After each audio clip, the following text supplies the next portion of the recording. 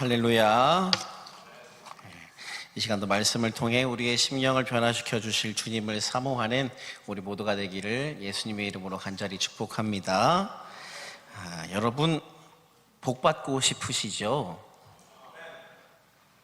별로 필요 없으십니까? 한 번 더 여쭤보겠습니다. 여러분 복 받고 싶으시죠? 네. 예. 복이라는 것은 굉장히 여러 가지로 정의할 수가 있는데, 물질의 궁핍함을 겪는 사람에게는 물질이 넉넉히 채워지는 것을 복이다라고 말씀을 드릴 수가 있겠고, 또 건강하지 못한 사람에게는 건강이 복이 되고, 수험생에게는 합격이 복이 되고, 자녀를 원하는 이들에게는 자녀가 생기는 것이 복이 됩니다. 이처럼 각자가 삶의 자리에서 원하고 바라며 바라던 그 결과가 이루어지는 것을 복이다라고 정의할 수 있겠는데요. 우리나라는 예부터 복 받는 것을 아주 중요하게 여겨서 사람이 가는 곳, 갈 만한 곳엔 모두 다, 또 혹은 사람의 시선이 머무는 곳에는 전부 다 이 복자를 새겨 넣었습니다. 먼저 큰 대문 앞에 크게 이렇게 사극 같은 데 보면 큰 대문이 있지 않습니까? 거기에 복 그렇게 써 있고, 손잡이에도 복 써져 있고, 방문 손잡이에도 복, 멍석에도 복이 써져 있고, 방석에도 복이 써져 있고, 이불에도 복, 베개에도 복, 숟가락에도 복, 젓가락 그 조그만데 그 위에도 복, 그리고 밥그릇 겉에도 복, 그리고 밥을 다 먹고 나면은 그 밑에 바닥에도 복, 뒤집으면 또 복. 네, 이 정도로 이렇게 복에 집착하다시피까지 하는 문화를 가진 나라가 바로 우리나라 대한민국인데요. 아무래도 이렇게 복에 왜 이렇게 우리나라 사람들은 집착을 할까라고 이렇게 생각을 해보게 되면, 우리나라가 외세로부터 침략을 굉장히 많이 받아왔기 때문에, 또 그러한 침략이 많아지게 되면 백성들의 삶은 피폐해지고, 또 나라의 위정자들이 백성들을 위한 정치를 계속해서 펼쳐왔다기보다는 자신들의 밥그릇 챙기는 정치를 계속 해왔기 때문에 이에 대한 궁핍의 표현으로 그런 모습이 나타나지 않았을까라는 그런 생각을 하게 됐습니다. 요즘 우리 담임 목사님께서 이 팔복 말씀을 전해주고 계시지요. 사실 목사님께서 팔복 말씀을 이렇게 시리즈로 말씀하시기 전에 제가 내가 설교하게 되면은 이 다음에는 또 어떤 본문으로 말씀을 전할까 이렇게 좀 고민하고 있다가, 좋다, 팔복 말씀을 한번 해봐야겠다 라고 이렇게 생각을 하고 있다가 5초 만에 그 생각을 다시 거두었습니다. 왜냐하면 팔복 말씀이 메시지를 전하기 어렵기 때문이에요. 심령이 가난한 자는 복이 있나니 천국이 그들의 것임이요. 이 한 절 가지고 30분의 설교문을 쓴다는 것은 보통 일이 아닙니다. 그런데 목사님께서 이게 주일에 팔복 말씀을 선포해 주시니까 우리 너무나 좋은 것 같습니다. 목사님께서 주일 오전에 전해주시는 이 팔복 말씀은 마태복음에 기록된 이 팔복의 말씀인데, 성경에 이 팔복에 대한 표현이 마태복음에만 등장하는 것은 아니죠. 마태복음의 내용과 동일한 구조를 가지고 있지는 않지만, 오늘 우리가 읽은 누가복음에도 이 팔복 말씀이라고 하는, 조금 더 정확하게 말씀드려서 평지설교의 내용이 등장합니다. 이 누가복음의 이 평지설교는요, 4번의 복의 선언과 4번의 저주의 선언, 8번의 말한 예수님의 선언 가운데 4번은 복이고 4번은 저주, 그런 구조를 가지고 있어요. 그래서 먼저 그 복에 대한 내용은 무엇이냐면, 너희 가난한 자는 복이 있으리니 하나님의 나라가 너희의 것이다. 지금 줄인 자는 복이 있으리니 너희가 배부르게 될 것이다. 지금 울은 자는 복이 있으리니 너희가 웃게 될 것이다. 예수님으로 인해 핍박을 받는 자는 복이 있다. 이렇게 말씀하신 것이 4번의 이 복의 선포이고요. 그 다음에 화가 있을 것이다. 너희 부요한 자여, 너희는 너희의 위로를 이미 받았다. 화가 있을 것이다. 너희 지금 배부른 자여 너희는 줄이게 될 것이다. 화가 있을 것이다. 지금 너희 지금 웃는 자여 너희가 애통하며 울게 될 것이다. 모든 사람이 너를 칭찬하면 화가 있을 것이다. 이 네 가지의 선포가 바로 저주에 대한 선포입니다. 자, 그렇다면 예수님께서는 왜 이렇게 말씀을 하고 계실까요? 이것을 알기 위해서는 이 누가복음을 쓴 글쓴이가 어떤 사람이고 그가 어떠한 신학적인 사상을 가지고 글을 쓰는지를 먼저 우리가 알아볼 필요가 있습니다. 어떠한 사람이 글을 쓸 때에는 글쓴이의 목적과 그 사람만의 글을 쓸 때에 그 사람만이 가지고 있는 그 글의 습관과 반복적인 표현들이 나타날 수밖에 없습니다. 그래서 글을 읽을 때 그러한 의도를 이해하고 읽어야 이 작자의 기술 의도를 우리가 정확하게 파악을 할 수가 있는 것이죠. 이를테면 한 아이가 부모님께 훈육을 받고 반성문을 쓰는데 이 반성문에는 자신의 잘못과 부모님으로부터 훈육받은 내용 그리고 앞으로의 다짐 같은 것을 이렇게 쓰게 되지 않습니까? 마찬가지로 물론 이 성경은 하나님의 감동으로 쓰여진 것입니다만은 성경도 저자의 기록 의도를 알아야 저자가 이 기록을 통하여서 어떠한 이야기를 하고자 하는지 정확하게 알 수가 있다라는 것입니다. 누가복음의 저자인 누가는 몇 가지 특징이 있는데요. 먼저 우리가 잘 알다시피 이 누가라는 사람은 직업이 의사인 사람이죠. 또한 다른 복음서들은 저자가 사건의 순서에 따라서 또한 혹은 자신의 그 개인적인 신학적 입장에 따라서 예수님의 생애를 기록한 반면에 누가는 시간의 순서에 따라서 자신의 복음서를 기록을 했습니다. 그리고 또 누가는 예수님의 제자 그룹에 있어서 예수님과 함께 3년 동안 동고동락했던 사람은 아닙니다. 가설입니다만 그가 그런 이 복음서를 기록할 때에는 먼저 쓰여진 글, 마가의 글과 마태의 글이 있었어요. 그래서 이 마가의 자료와 마태의 자료 그리고 자신만이 알고 있는 예수님에 대한 기록을 가지고 자신의 그 복음서를 기록했다라고 이야기합니다. 또한 성령에 대해서 대단히 강조하고 선교에 관심이 많으며 세리와 죄인과 여인, 사회적 약자에 대해서 관심을 갖고 재물 사용에 대한 언급을 많이 하는 책이 바로 누가복음입니다. 또 유난히 부자를 배격하는 사상이 도드라지고 있어요. 사회적인 사회 고발도 많이 합니다. 악이 선을 이기고 있는 그 모습을 고발하는 내용이 많이 담겨 있어요.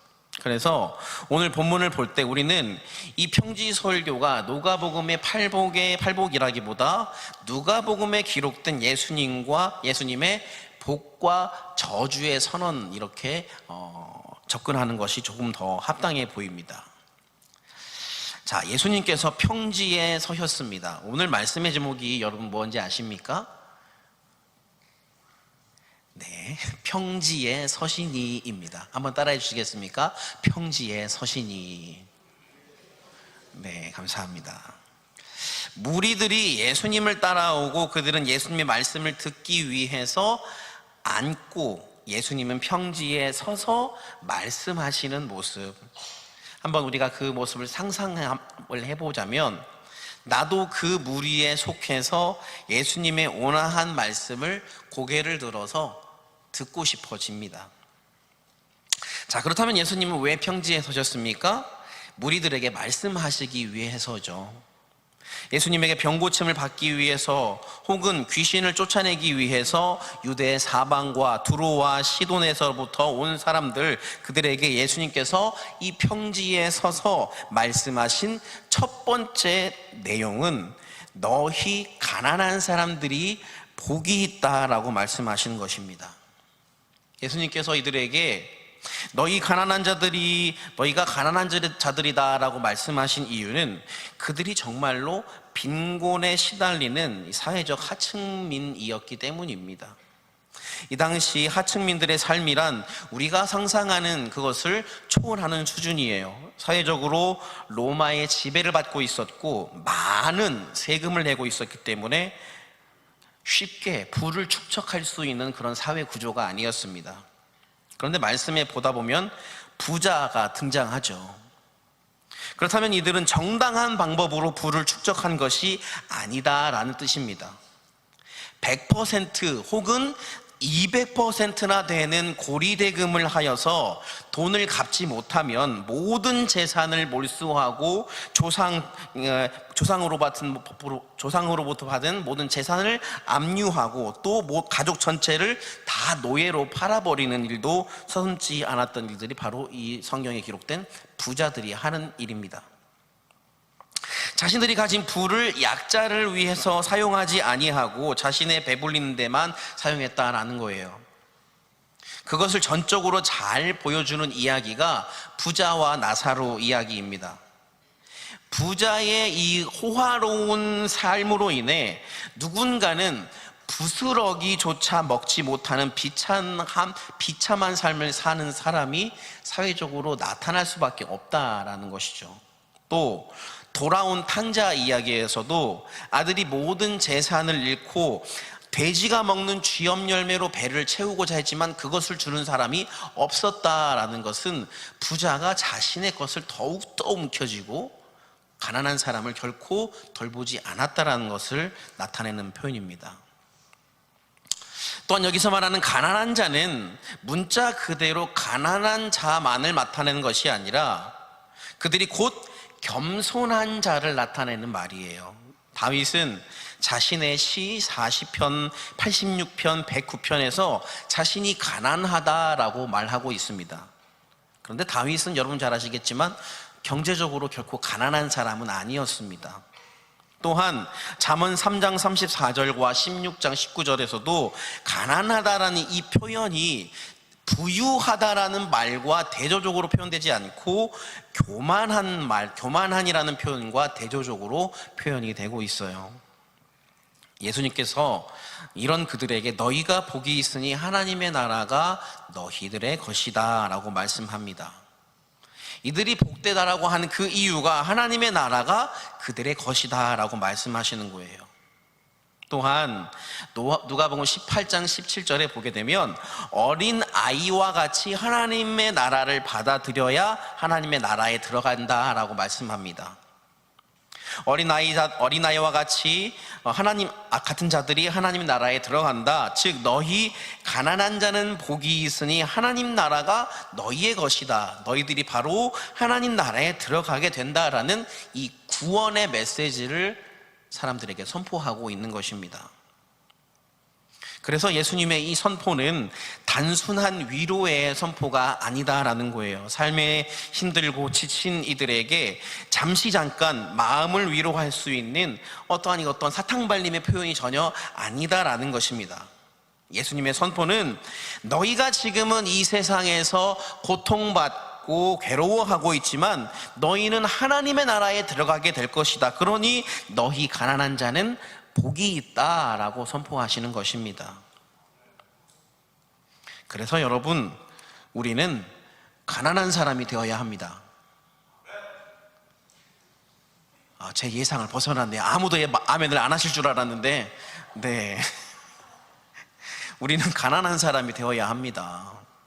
가난한 사람, 즉 겸손한 사람이 되어야 한다라는 뜻입니다.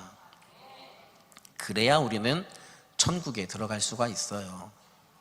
나중에 가서 한번 보시기 바랍니다. 천국에 교만한 사람이 있는가 없는가 한번 보시기 바랍니다. 여러분 모두 천국에 가고 싶으시죠? 네. 그럼 우리 모두 가난해지시기 바랍니다. 할렐루야. 가난해야 된대요. 그래야 천국에 들어갈 수 있습니다. 계속되는 말씀, 지금 줄인 자도 복이 있다라고 말씀하세요. 지금 줄인 자는 배부르게 먹지 못하고 있는 사람을 말하는 것이죠. 가난한 자와 동일한 의미입니다.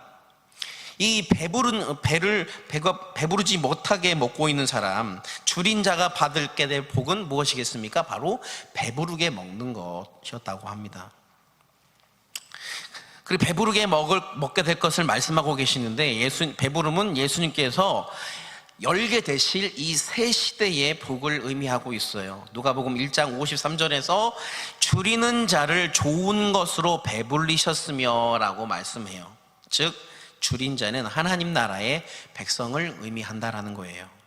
또한 지금 우는 자도 복이 있다라고 말씀하세요. 우는 자도 줄인 자처럼 하나님 나라의 백성을 가리킵니다. 웃음은 하나님께서 자기 백성을 시온으로 보내신과 관련되는 시편 126편 1절부터 2절에서처럼 하나님 백성의 회복에 대한 묘사입니다.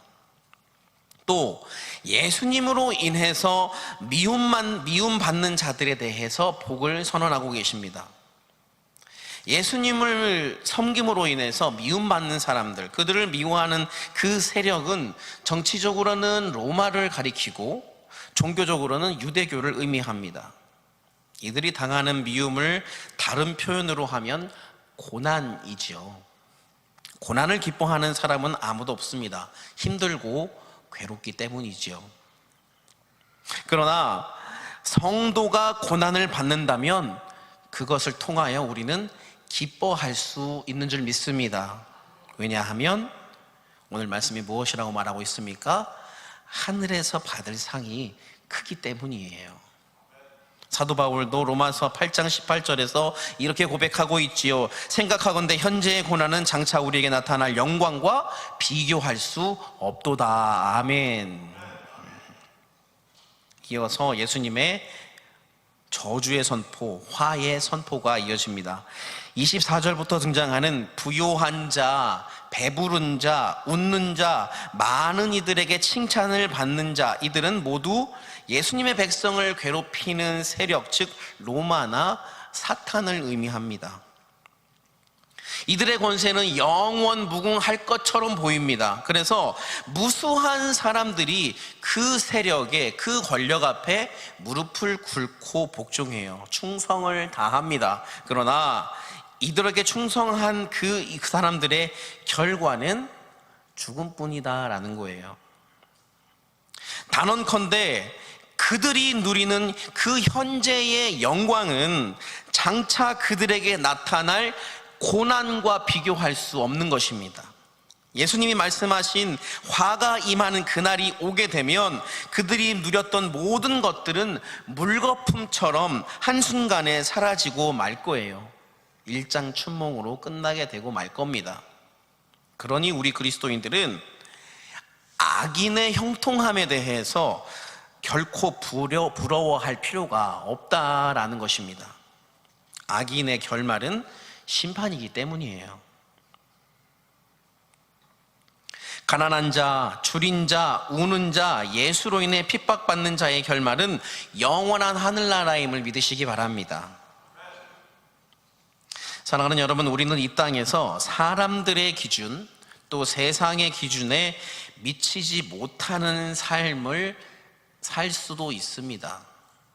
우리는 이 땅에 발을 딛고 살아가기 때문에 세상의 화려함을 안 볼래야 볼 수밖에 없습니다.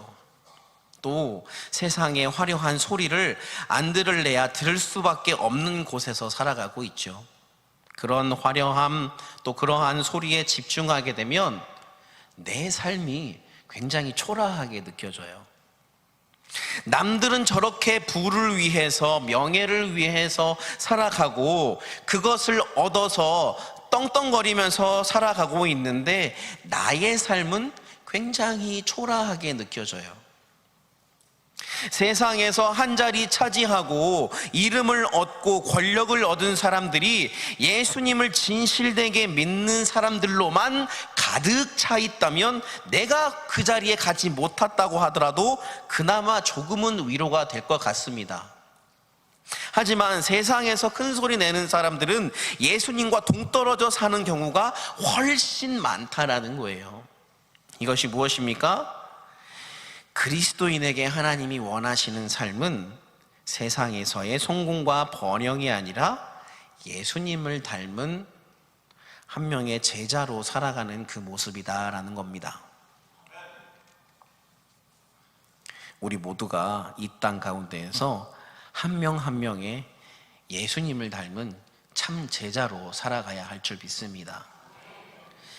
네, 우리 중고등부 예배 시간에도 함께 나누었었던 영상인데 저런 분들을 보면 참 마음이 많이 부끄러워집니다. 이분의 삶을 보고 그 누가 성공한 삶이라고 말할 수 있겠습니까? 그러나 저분의 모습을 보셔도 아시겠지만 누구보다 아름다운 미소를 가지고 계시고 그 모습이 천사와도 같지 않습니까? 중요한 것은 나의 삶의 모습이 아니라 나의 마음이다라는 것입니다. 내가 곤궁에 처해 있든 혹은 부귀를 누리고 있든 나의 마음이 어디를 향해 무엇을 향해 있느냐라는 것입니다.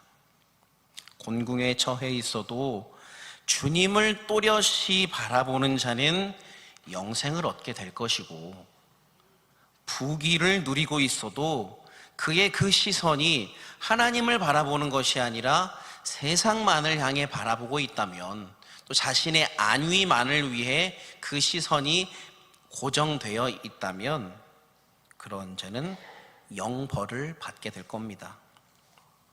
오늘 우리 예수님은 평지에 서서 우리에게 이렇게 말씀하고 계십니다. 너희 가난한 자들은 복이 있나니 하나님의 나라가 너희 것이미요. 함께 기도하겠습니다. 살아계신 하나님, 감사합니다. 우리가 이 세상에서 이 모양 저 모양으로 어렵게 살아간다고 해도, 가난한 자가 된다고 해도 그 가난이 가난으로 끝나는 것이 아니라 우리를 겸손한 자로 세워주시고 우리를 하나님 나라로 백성으로 삼아주신 아버지 하나님께 감사드립니다. 우리가 매일의 삶을 살아가면서 나로 점철된 삶을 살아가지 아니하고 예수 그리스도로 채워진 삶을 살아가도록 인도하여 주시옵소서. 말씀을 듣고 행함이 없는 것은 자기 자신을 속이는 것이라고 말씀하셨으니 결코 나 자신을 속이는 자가 되지 않는 우리 모두가 되게 하여 주옵시며, 스스로 경건한 채 하는 교만에 빠지지 않도록 늘 우리의 생각을 지켜 주시옵소서. 살아계신 예수 그리스도의 이름으로 기도합니다. 아멘.